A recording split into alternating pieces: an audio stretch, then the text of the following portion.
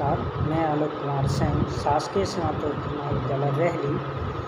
आज का मैं वीडियो लेकर आ रहा हूँ कबीर के जीवन के विषय में। संत कबीरदास संवत 1400 से 1518 ईस्वी।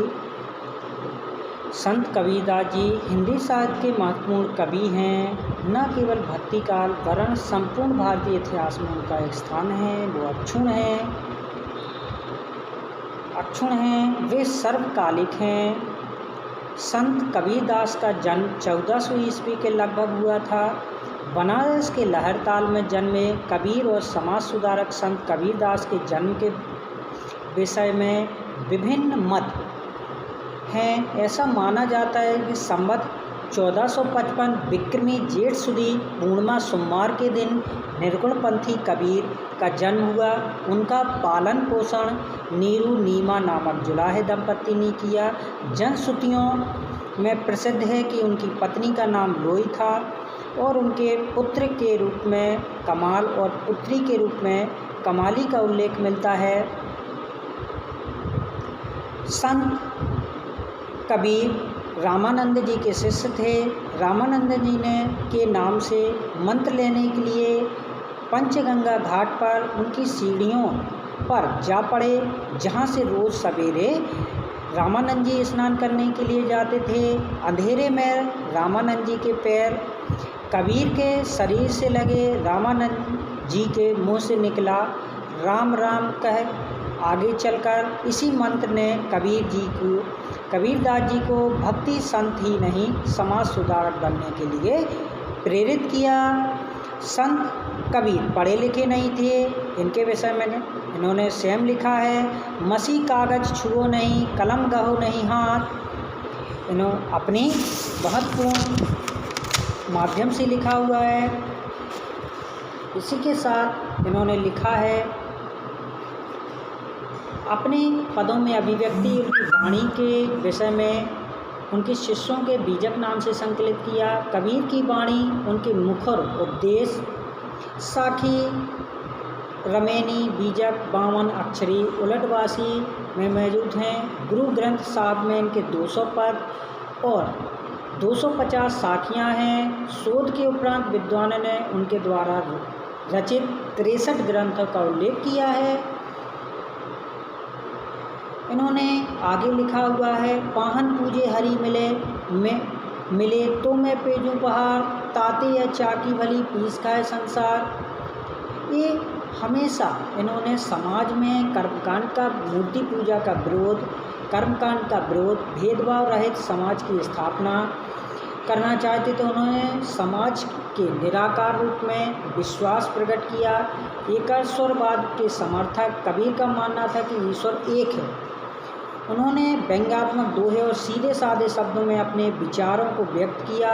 फलतः बड़ी संख्या में सभी धर्म में जाति के लोग उनके अनुयायी हुए। आगे 2 लाइनों के माध्यम से इन्होंने कहा है, माला फेरत जुग गया मिटा न मन का फेर, कर का मन का डार का मन का फेर। मैं कहता हूँ आँखन देखी, तू कहता है कागज लेखी। के माध्यम से इन्होंने आगे व्यंग व्यक्त किया है। इसी के साथ में कबीर का दर्शन आपके सामने उपस्थित होता है। कबीर साहित्य जहाँ दर्शन आध्यात्मिक ज्ञान वैराग की न्यूनता मिलती है, वहीं उनके साहित्य में समाज सुधार का शंखनाद भी है।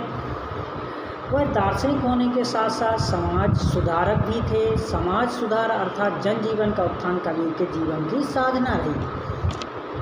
इन्होंने आगे कबीर उसका जन्म उस समय था जब समाज में उथल पुथल या आक्रमण का दौर था। कबीर उन्होंने अपनी 2 लाइनों के माध्यम से कहा है, जल में कुंभ कुंभ में जल, बाहर भीतर पानी, फूट कुंभ जल जलहि समाना, यह तात कथो ज्ञानी। आगे इन्होंने इस लाइनों के माध्यम से कबीर यह घर प्रेम का, खाला का घर नाही, शीश उतारे हाथ करी सो पैसा घर माही। इसी के साथ आगे इन्होंने एक व्यंग्य के माध्यम से बहुत सारे व्यंग किए हैं। दिन में रोज़ा रखत हो, रात हनत हो गाय, यह तो खून ओ बंदगी कैसे खुशी खुदाए। कबीर के राम के रूप। राम और कबीर के राम। राम, कबीर और तुलसी दोनों के इष्ट हैं। निराकार निर्गुण संत मत वालों संतों में विश्वबोध आगे सब कुछ छोड़ते हैं हुए सीधे परमात्मा के पास पहुंचना बहुत निषेध है। कबीर के राम का निर्माण जिन घट से हुआ है उनमें सबसे प्रमुख काल पूरे भक्ति काव्य में समाहित। काल कबीर के राम द्वारा ही माया से उत्पन्न किया गया है और सर्वहारा है। कबीर के राम का मुँह नहीं लटक सकता, क्योंकि कबीर के राम किसी पुत्र रूप में नहीं बने। वह संसार सर्वहारक के कारण संसार मिथ्या है, असत्य है, नाश्वर है। यह सब नाश्वरता भक्ति का बहुत बड़ा तर्क है। कबीर संत कबीर दरिया। संत कबीर दरिया जी के विषय में आप जानते हैं।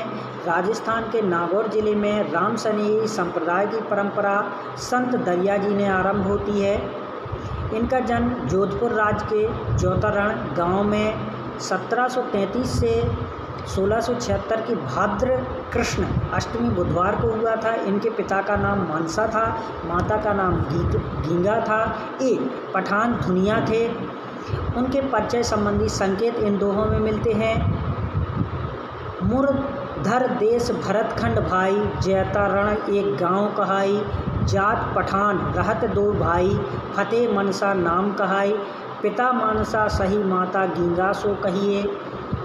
वनसुत को घर बुदम जात गुण सो लहिए। सतगुरु दाता मुक्ति का दरिया प्रेम दयाल कृपा कर चरणों लियो। इसके माध्यम से इन्होंने दरिया जी की दरिया कहा जाता है। इनकी वाणी 10,000 साखी और पदों में प्रणाम में थी, परंतु स्वयं दरिया जी ने उस वाणी संग्रह को जल में बहा दिया, स्वयं प्रवाहित कर दिया। ये था आपका संत कबीर जी के जीवन परिचय, दरिया जी का जीवन परिचय आपके सामने प्रस्तुत किया गया है। इसी के अगर आपको मेरा वीडियो पसंद आता है तो उसको ज़्यादा से ज़्यादा लाइक करें, शेयर करें। थैंक यू, धन्यवाद।